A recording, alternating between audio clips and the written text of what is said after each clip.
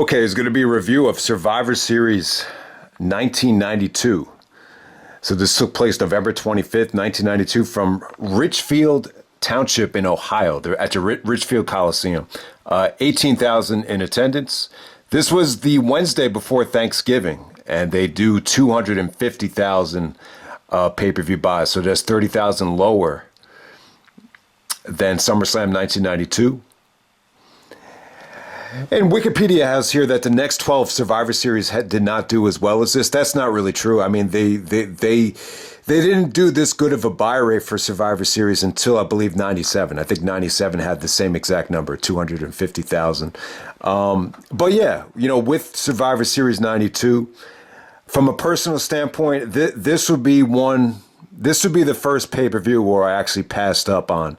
I remember I was coming home from the after-school program at school, and I can't remember if my mother told me I couldn't order it, or maybe I just passed up on ordering it myself.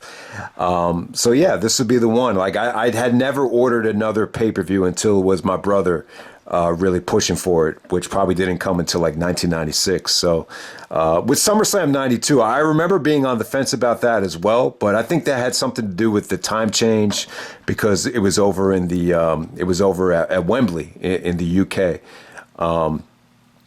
Okay, so Bret Hart actually beat Ric Flair leading up to the show. That was actually on October 12th in Saskatoon, Saskatchewan, Canada.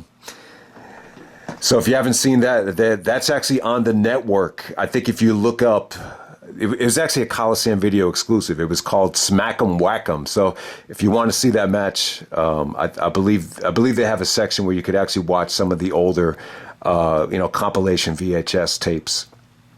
But yeah, I mean, it kind of got me thinking, like, I kind of wish they had saved Flair and Bret, for this show. Because, Bret Hart, first winning the championship, I think you want to see it on the pay-per-view, not some house show. I don't know why they made that decision. I think a lot of it had to do with the story with, Flair and Macho Man and the Mr. Perfect face turn and Ultimate Warrior. That was kind of a continuation of what happened at SummerSlam.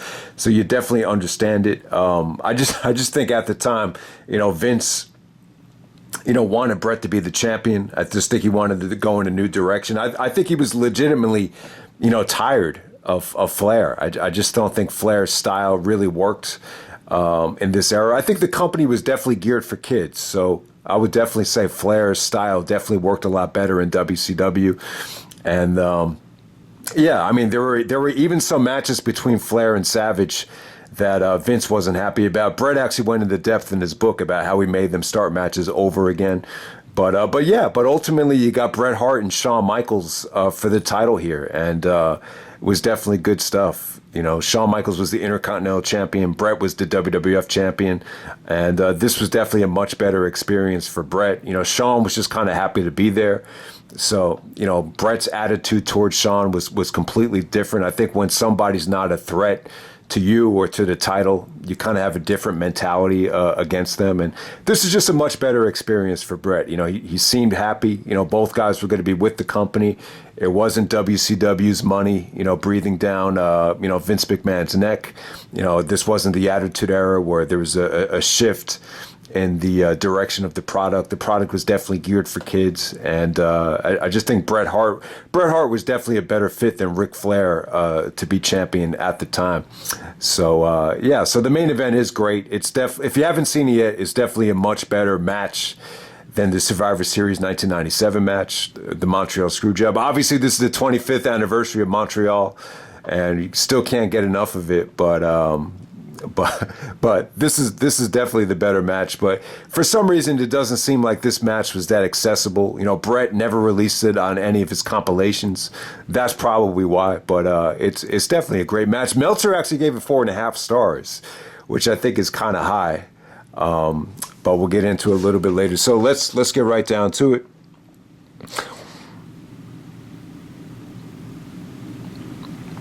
All right. So first match of the night. We got the Headshrinkers taking on Owen Hart and KoKo Beware of High Energy. All right, so Owen actually comes out with his WrestleMania 10 theme, High Energy. I guess that was probably originally done for them. But yeah, this is not a great match. This is kept very, very short. Owen is actually wearing, and KoKo Beware, they're wearing MC Hammer inspired attire. They actually have the checkers around the suspenders. So yeah, I mean, not great stuff, but not awful. You know, the Headshrinkers actually feature Samu and Fatu. Fatu is actually Rikishi, and yeah, this was just solid stuff, but definitely not an amazing opener, and really nothing that it's really not the kind of opener that you would expect on one of the best pay-per-views of the year. It was pretty much like a Raw quality match. So let's move on from there. Next up, you got the Big Boss Man taking on Nailz. Oh my God, this is a Nightstick on a pole match. I always thought this was, more of a Vince Russo match, but I don't think Russo is actually hired yet. So, okay, so with this matchup right here, it's definitely a unique match. I could see why they paired, both guys against each other. So Nailz actually wrestles with like this orange jumpsuit, like he just escaped from prison. And yeah, I mean, if guys like this are in prison, it makes you not want to go, especially because of the Nailz promo. He cuts the promo like he's constipated, but at the same time, like you could definitely see like a lot of why people would be afraid of him. Apparently, he actually went up to Vince about his SummerSlam 1992 payoff and was upset about it, and he got physical with him. And then apparently he actually testified against Vince during the steroid trial, but because he was so emotional and because it came off like he had a grievance against Vince, it actually worked in Vince's favor. But yeah, I think he was gone shortly after this match. But it was pretty cool. I mean, when Big Boss Man grabbed the nightstick, I actually thought it was good. I thought the execution towards the end of this thing was pretty satisfying, at least for that time. And then next up, we got Tatanka taking on Rick the Model Martel. So the model, he definitely shrunk. His body is not as marketable as it was around Survivor Series 1989, where he looked like a beast. Like he looked in great shape. For whatever the reason, his body looked like it deteriorated because he had to be clean at this time. But it was really cool. Bobby the Brain Heenan says something really interesting. He said that you don't want to be you don't want to be dressed like a Native American on Thanksgiving. Kind of ties into what Nas talked about on What Goes Around Comes Around from Stillmatic, where he talked about how you call it Thanksgiving, I call it Holiday Hell Day. So there's this whole, backstory about Native Americans being mistreated, back in the day. But I thought this was good stuff, though, man. I thought both guys worked really well here. Rick pretty much controlled the match, and Tatanka had a really nice comeback at the end of this thing. I think Tatanka was underrated. This is another gimmick that's clearly targeted for kids, but I'd be lying if I said Tatanka wasn't a good worker. He was really good. He was engaging and very athletic, and every time he executed something, I just thought it was very well done here. So thumbs up to this. This was probably the third best match of the night. They got time, and I thought they delivered. And once again, Tatanka's comeback is pretty much like him hulking up. It's his version of you could definitely tell Vince has really had a lot of influence on his comeback here, but that's what got kids engaged, and it definitely worked, I think, at that time. All right, next up you got Randy Macho Man Savage, and Mr. Perfect taking on Ric Flair and Razor Ramon in a tag team match right here. All right, so if you haven't seen it yet, check out the Mr. Perfect babyface turn. All right, so it's supposed to be Ultimate Warrior and Randy Savage. So Ultimate Warrior does not make it to Survivor Series again. Couldn't make it to Survivor Series in 91. He doesn't make it in 92, and he doesn't make it in 1996 either. So that's 3 Survivor Series that Ultimate Warrior was scheduled to appear on, and he missed all 3 of them.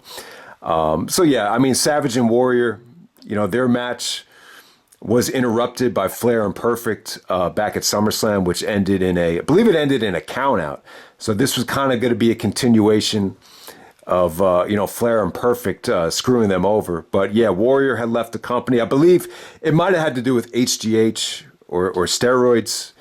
I think the one in 96 is when his father had passed away. But the bottom line is Savage was looking for a new tag team partner, and he insinuated that it was going to be Mr. Perfect. And then Bobby Heenan was like, no, Perfect worked for me. He doesn't take, he's not doing your dirty work. And I got to tell you, the Mr. Perfect babyface turn was really, really well done. The tension between him and Bobby Heenan was really, really good. It was awesome stuff. It really reminded me of Stallone and Brian Dennehy's tension from the First Blood movie. If you've seen that, Bobby Heenan really reminded me of Brian Dennehy there. And then Perfect's delivery on the face turn was great. Talked about how, he doesn't have to do Flair's dirty work. And he actually pours water on Bobby the Brain Heenan at Titan Towers. So if you haven't seen it yet, I know a lot of this stuff is kind of dated and a lot of the product is geared for kids, but trust me when I tell you, Mr. Perfect was awesome. I don't think he really fit well as a babyface because, Perfect is pretty much a cocky heel. It's such a cocky heel gimmick that I just don't think it had a lot of lifespan as a babyface. But the face turn was great, and you kind of had this storyline of, can Savage really trust Mr. Perfect? And it definitely works. So Flair actually teams up with Razor Ramon. Yeah, so this has got to be this is actually Scott Hall's first pay-per-view with the WWF, and he's already like in the main event program here. So what they were really all have in common here with Perfect, Flair, and Razor, they all have ties to the Minnesota area, I believe. I believe Razor's actually from Minnesota, so I think they might have all ties to the AWA days, if I'm not mistaken. I know Flair used to go back and forth, back in the day. But, all right, so the tag match on this show in the middle of the show, it was good, but I'm trying to think. Like, there was a certain time, like, say Survivor Series 2001. Say you had just done at that show, like Austin and The Rock versus Kurt Angle and Chris Jericho. Say you did that at Survivor Series 2001, and you did a tag match in the main event, and it ended in a disqualification. People would have been pissed. But this is a different time, different era. I think, they totally go away from a lot of these Survivor Series traditional elimination matches on this show. So it kind of felt like the company was just giving you the best that they could with, the little amount of guys that they had. Obviously, this is a very transitional time for the company. But yeah, it's a little bit deflating when they do a disqualification to end this thing. But overall, I thought the match was really good. If you want to see Mr. Perfect over as a babyface, I thought it was great. There was a sequence here when he was contemplating, leaving Savage, but then Savage actually started bleeding from the forehead. They had him laying up on the second rope, and they just started, scraping the blood off of his forehead. And then Perfect kind of had to change the Hart. And then when Perfect got the hot tag, the fans are going crazy for him. So I got to say, the Mr. Perfect face turn, it really worked here in terms of crowd reaction, in terms of the hot tag. I mean, they were going crazy for the perfect plexes on both of these guys. But yeah, I mean, it was good stuff. It was a nice old school tag match. The ending was kind of cheesy, though. I mean, Razor was not the legal man, and he wouldn't leave the ring. And then the referee just called for a DQ. But you kind of got a little bit of a payoff here. So Flair actually had the figure four locked on to Perfect. Savage assists Perfect with the steel chair, and Perfect actually takes the steel chair and just rams it into Flair's throat. So, yeah, it was good stuff. Flair and Razor were pretty much heated. Cut a really good heated promo after the match was over. And it's funny, like Savage and Perfect were celebrating the DQ finish like they had won. So, it really felt like Mr. Perfect was on a high because he had never really experienced, being treated like a babyface here. So it was really good stuff. I wish they could have used this match to propel Perfect into doing something productive at WrestleMania, whether it be to challenge Bret for the title or maybe have Savage and Perfect turn on each other and they could have had a match at WrestleMania, but you didn't get either one of that. I think Perfect ended up facing Lex Luger, and I just remember that not being that memorable. That was the narcissist Lex Luger. So obviously Perfect stayed a babyface, I think, this whole year, actually. He was still a babyface when he faced Shawn at SummerSlam 93. So, yeah, but if you haven't seen it yet, check out the highlight of that whole thing was the Mr. Perfect, face turn on Bobby Heenan. You want to see a great face turn with great tension and great delivery, definitely check that out. I don't think Mr. Perfect gets or Kurt Hennig, I don't think he gets enough credit for how good he is on the mic. All right, next up we got Yokozuna squashing Virgil in a couple of minutes. Yeah, so Yoko looked great here. Vince had a erection for Yoko. This you could definitely tell by watching this thing that this was going to be your Royal Rumble winner. Yoko just looked the best I've ever seen him. He just looked very, very light, lighter than he did in '96, but he just moved very well for someone carrying that weight. And when he does the leg drop, it's just amazing watching that in slow motion to see that much weight up in the air like that. There was one really awkward sequence where Virgil is actually going for a schoolboy, and then Yoko just sits on him. I don't know what happened there, but it looked nasty. It almost looked like that spot wasn't supposed to happen, and Yoko just kind of did it in the spur of the moment. So I don't know what happened there, but that could have been a disaster with 500 pounds just coming down on you like that. But I think Virgil was okay. So Yoko actually wins with the Banzai drop in pretty dominant fashion. All right, next up.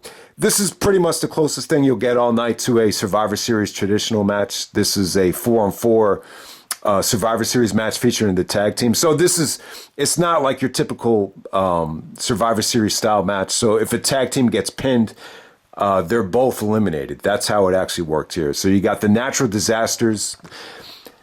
The baby faces are Earthquake and Typhoon, who's actually the same guy as Tugboat, teaming up with the Nasty Boys to take on Money Inc. of Ted DiBiase and Erwin R. Shyster, the IRS, and the Beverly Brothers. Okay, so yeah, this was kind of a cold match. Probably one of the better things of the night. You definitely had some good workers in there, like DiBiase, and yeah, I mean, it was pretty good. I think the problem with this match was that you pretty much had all heels here. I don't think Earthquake and Typhoon were a great babyface mixture. I know they were pretty over at SummerSlam. The Nasty Boys, too. It's like, I don't know, man. I just see them as heels. I can't buy into them as babyfaces. They're like the bullies that would take your lunch at school. I could not buy into them as babyfaces. IRS got a lot of heat here. They were actually chanting Erwin to him. So, it's almost like the Goldberg thing, but they were like, Erwin, kind of mocking him. I think that started with Darryl Strawberry when he used to play for the Mets. The fans in Boston would chant, Darryl. And then when Scottie Pippen played for the Bulls at the Garden, they would chant, Scotty, just to kind of mock him. So they were doing that with the IRS, so that was cool. But yeah, I mean, just, pretty solid stuff. The Nasty Boys ended up being the sole survivors here.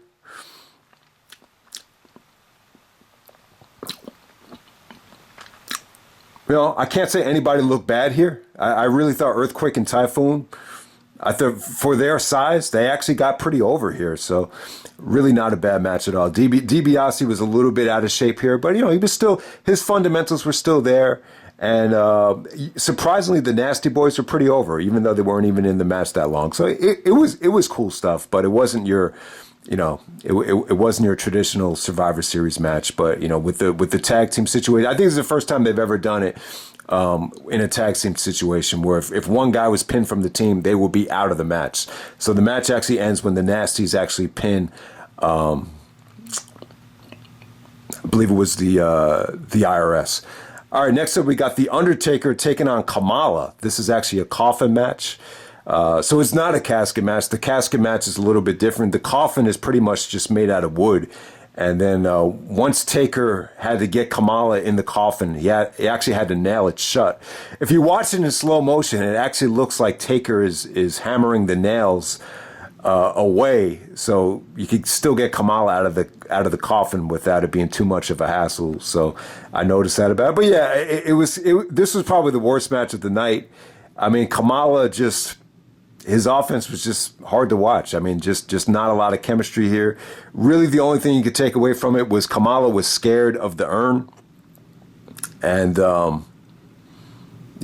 I think it was Harvey Whippleman and Kamala's manager. They were actually encouraging him to use the urn, but since he was afraid of it, Taker just uses it as a weapon.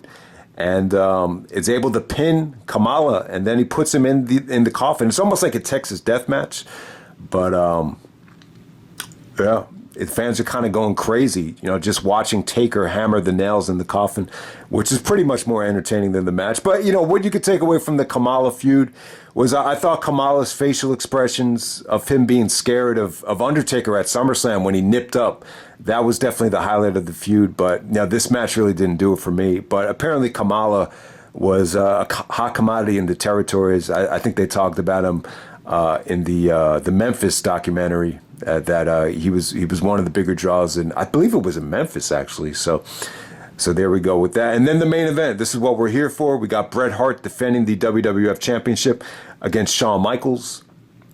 All right, so Shawn actually beat the British Bulldog for the Intercontinental Championship at Saturday night's main event. So it made him look like the number one contender because, Bulldog had beat Bret at SummerSlam.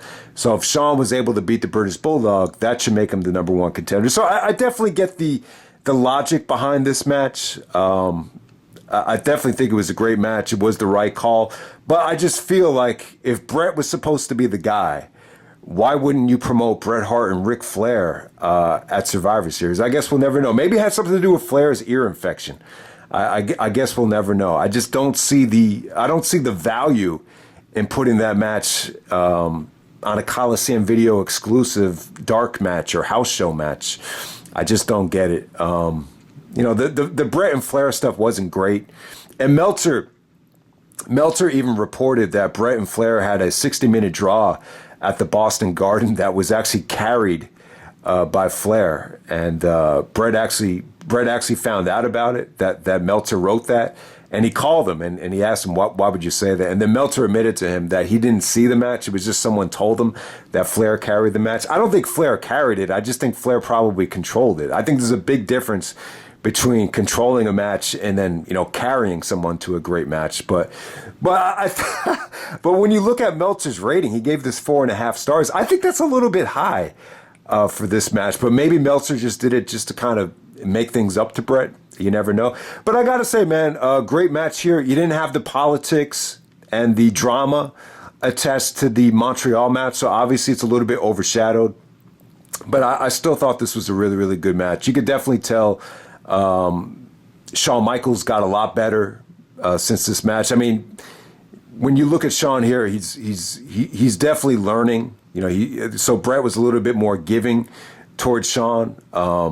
I definitely think Shawn got more athletic over the years. Bret definitely got a lot better on his promos. The promo before the match was good, but it wasn't 1997 Bret. I think Bret in '97 was more well-rounded in the ring and on the microphone. But I think I think Bret said a lot of good things in the promo though. The promo really illustrated how hard it took Bret to become champion. He talked about 8.5 years it took him to become a world champion. So I still thought it was a good promo, but definitely both guys were a lot more comfortable promo-wise and in the ring-wise, I would definitely say in 1997. What you could take away from Bret in this match is I just feel like this is the lightest Bret ever looked. And compared to Shawn, he was more athletic here. I think that's one thing you could take away from Bret in '92. He was above Shawn from a technical level and from an athleticism level, no doubt about it. But yeah, Shawn, this is just definitely a great learning experience for him. I think he grew a lot in 1992. From turning on Marty Jannetty in January, and then at the end of the year, he's wrestling Bret for the title. So it's definitely a successful year for him. But still, you almost feel like this wasn't the plan, or, this is, he got this spot just by kind of luck at the draw, but he definitely made the most of it. It was definitely more of a methodical match from Michaels, kind of applying the headlock, the front face lock, and then Bret kind of, finding a way out of it. I thought, what really made this match great was it got time. It felt like a pay-per-view match. I think any time Bret did something here, it just felt, it felt great. It just looked great. If anyone else was doing these type of moves, it would have felt, just average. But anytime Bret would do a small package or a bulldog or, the setup into the side Russian leg sweep, it was just the excellence of execution doing it, And it's funny, they actually talked about how Bret, is bringing a scientific style to the main event, bringing a scientific style to the WWF title. So it was interesting that they were using that phrase, but, the word scientific, I don't know if that's the most appropriate word for it. It's like, what's he going to do? Dissect a frog or study the periodic table of elements in the main event? But I think excellence of execution, great technical wrestler. I think those are probably more of the terms I would have used in that situation. But yeah, I mean, it was a breath of fresh air. It's a breath of fresh air seeing Bret in the main event at this time. It just felt like Vince, just felt like the Savage and Flair stuff, it ran its course for whatever the reason. This isn't a better match than the WrestleMania 8 match between Flair and Savage.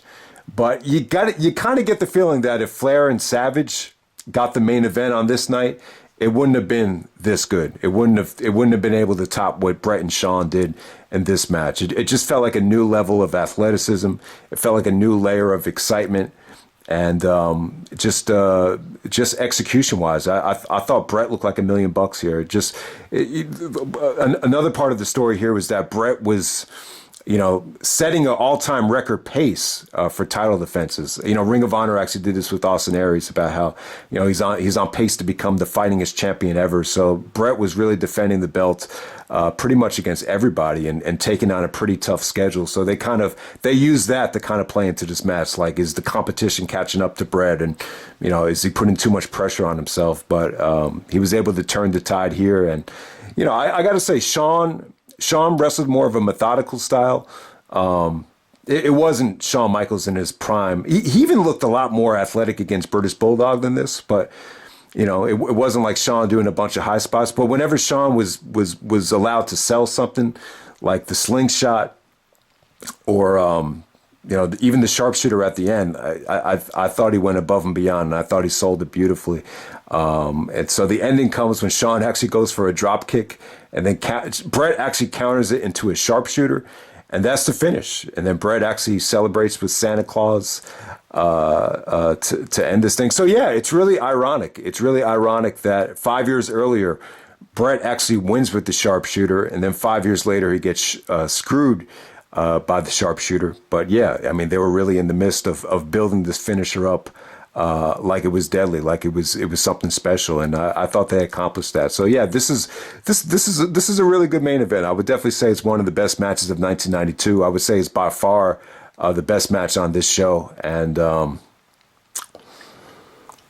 yeah, I mean, when you look at Bret and Shawn here, I felt like they're both a little bit more seasoned by the time you get to the Iron Man match. I just think they're both in better shape, and they're just both even better. But I don't think you could really go wrong with Bret Hart. I don't think you could go wrong with Bret from any of the years of the 90s. I think what 97 had in terms of Bret than any of the other years is obviously that's his best year in terms of being comfortable on the mic. And, even Hogan said he was the best mic worker in the business in 97. But I think Bret was a little bit more muscular in 97, but I just think he did things a little bit better.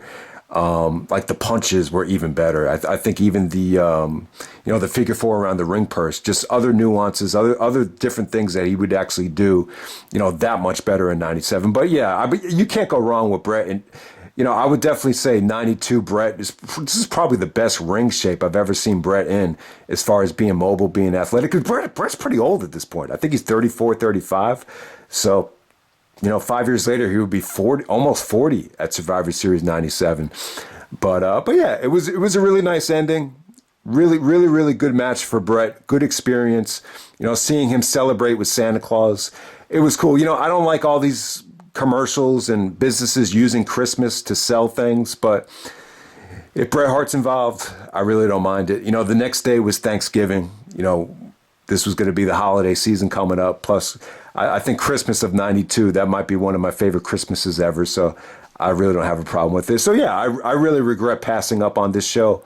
I just think at the time I was a little bit, unclear what direction the product was going in, especially with, I was a huge Ultimate Warrior fan. So not having the Ultimate Warrior promoted in the tag match probably had a lot to do with me passing up on this pay-per-view. But yeah, man, Shawn Michaels and Bret Hart from Survivor Series '92. This is probably going to go down as their most underrated match. There's a lot on this show that, you know, it's not going to resonate with everybody. And I understand these Survivor Series, these old school Survivor Series. If you didn't grow up watching them, I could definitely understand the disconnect. But I do think the Mr. Perfect face turn and the Bret and Shawn match, if you haven't seen them yet, I definitely think they're worth hunting down. So that's pretty much it, guys. Hope you enjoyed the review, and I'm out. All right.